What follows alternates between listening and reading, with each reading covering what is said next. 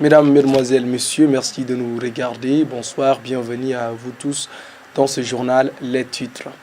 Le Haut Conseil islamique du Mali a tenu un meeting le dimanche 26 février 2017 au palais de culture de Badalabougou, Amadou Hampâté-Bâ, pour appeler les Maliens à l'unité, à la paix et la cohésion sociale. La 34e session du Conseil des droits de l'homme s'est ouverte ce matin à Genève, la question palestinienne au cœur des débats. D'Afrique des Nations, I20, la Zambie en tête de son groupe après sa victoire hier du match face à la Guinée-Conakry 1-0. Le Mali et l'Égypte ont fait match nul, 0 but partout. Merci de nous regarder. Le Haut Conseil islamique a tenu hier dimanche 26 février 2017 un meeting pour la paix, l'unité et la cohésion sociale. C'était au Palais de la Culture Amadou Hampâté-Bâ de Badalabougou, reportage. Ils ont envahi la salle principale du centre culturel Amadou Hampâté-Bâ. Les hommes à droite, les femmes à gauche. Tous venus répondre à l'appel du Haut Conseil islamique du Mali, devant un parterre de grandes personnalités. Les différents intervenants ont tous abordé le sujet de la cohésion sociale. La première parole est revenue à l'imam Foudji Cissé, grand imam de Bamako, qui a béni la rencontre. Ensuite, Thierno Hadi Omar Thiam a animé un exposé sur les dangers des conflits intercommunautaires. Le président Mahmoud Dicko a, dans un speech de plus de 20 minutes, brossé plusieurs questions d'actualité avant de demander aux Maliens et Maliennes de ne pas se laisser entraîner dans des conflits planifiés par des forces obscures contre notre pays. La cérémonie est conclue par les doigts de Cheikh Soufi Bilal, grand guide de la communauté musulmane des Soufis.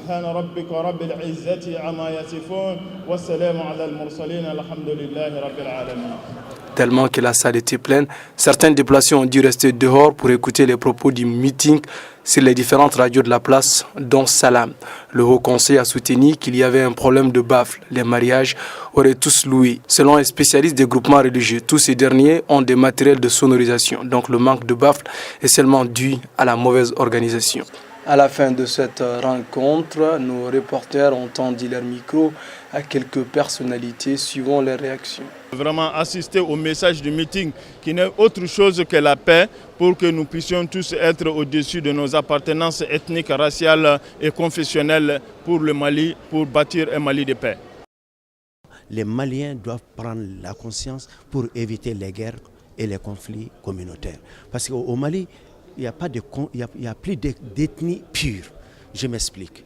Un Peul, vous allez trouver qu'un Peul, son oncle, c'est un Maraka. Un Maraka, son oncle, ou bien sa femme est une Bambara. Toujours sur le plan national, au nord du Mali, dans la ville de Tombouctou, plusieurs jeunes sont sortis dans les rues de la vieille ville pour casser, brûler les différentes buvettes et bars là-bas. Nous allons retrouver Draman Sow, notre jeune correspondant depuis Tombouctou. Draman Sow, quel est le bilan? Qu'est-ce qu'on peut retenir de cette journée de tension à Tombouctou? Draman, vous écoute. Ce samedi, plusieurs jeunes étaient mobilisés pour déloger une dame qui vendait de l'alcool dans le quartier Hamabangou. En hiver, ils étaient sur place, ils ont pris les stocks d'alcool et les ont brûlés.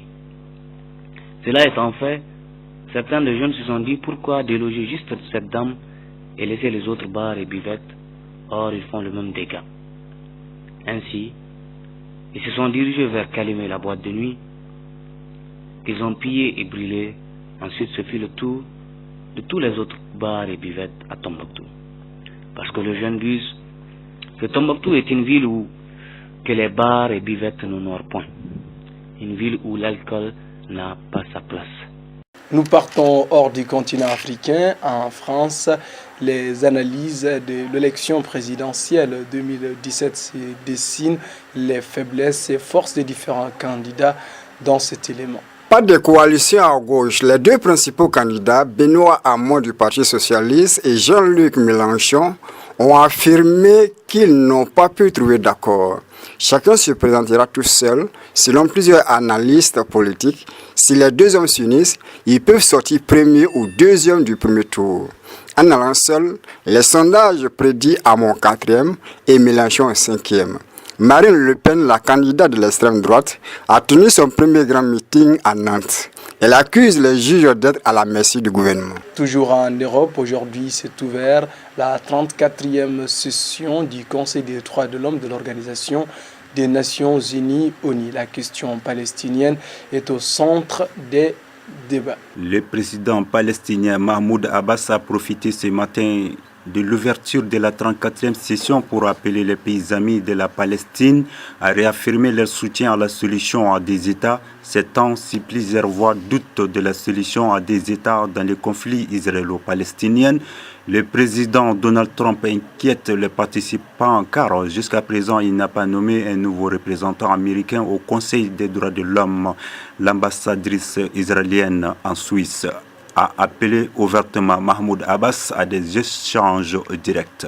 Au Moyen-Orient, 9e jour des combats violents entre terroristes et forces irakiennes qui veulent à tout prix contrôler l'ensemble de la 10e grande ville, de ce pays.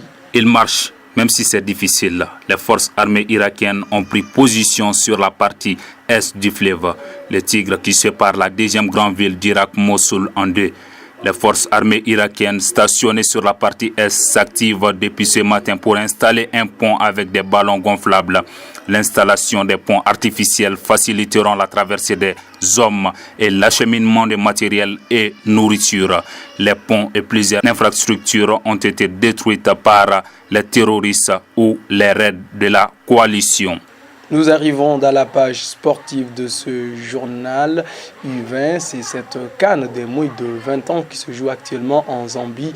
Le pays organisateur en match d'ouverture a battu la Guinée-Conakry sur un score de 1-0. Les Maliens, malgré leur large domination, n'ont obtenu qu'un match nul 0-0 avec l'Égypte. Les deux rencontres commentées. Au terme de la première journée du groupe A, la Zambie, hôte du tournoi, a pris la première place de son groupe avec 3 points. Elle a battu la Guinée-Conakry lors du match d'ouverture 1-0 avec un but de l'attaquant Patson Daka. La deuxième rencontre de la soirée, les hommes de Baïba, favoris dans cette compétition, étaient opposés à l'Égypte. Dans un stade humide, les Aiglons ont largement dominé la rencontre sans pouvoir concrétiser. Score final 0 but partout. Le Mali, deuxième, est suivi de l'Égypte. Ils ont 1 point chacun. La Guinée occupe la dernière position. Les demi-finalistes de la CAN 2017 des U20 représenteront l'Afrique à la Coupe du monde de la catégorie prévue en mai-juin 2017 en Corée du Sud. Avant de refermer ce journal, cette information qui nous vient tout droit de Gao, des jeunes ont pris d'assaut l'Assemblée régionale de cette grande ville du Nord. Ils contestent le choix des autorités intérimaires et ces personnes qui ont violenté leurs parents ne méritent pas de les représenter. Affaire à suivre et nous y reviendrons certainement demain grâce à nos contacts et les collègues de Maman Mega depuis Gao. Prenez soin de vous. Salutations à toute la population abidjanaise. Au revoir.